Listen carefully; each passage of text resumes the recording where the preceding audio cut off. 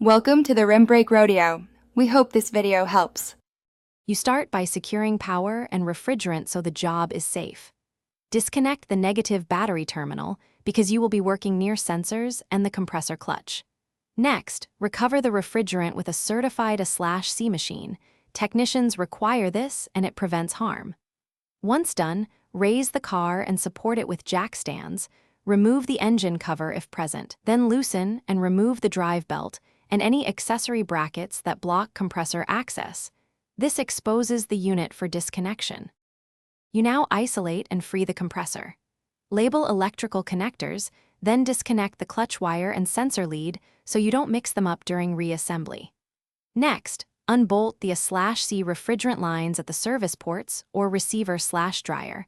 Have caps ready to prevent moisture and debris from entering the system.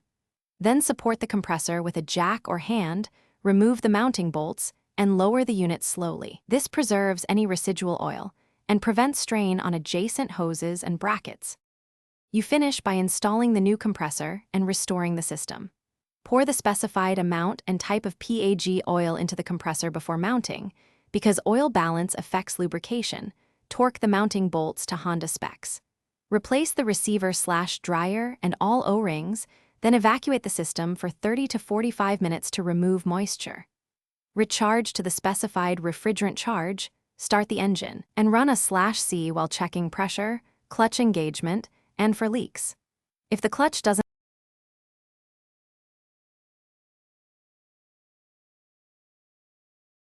Thanks for watching. Consider subscribing if we helped you.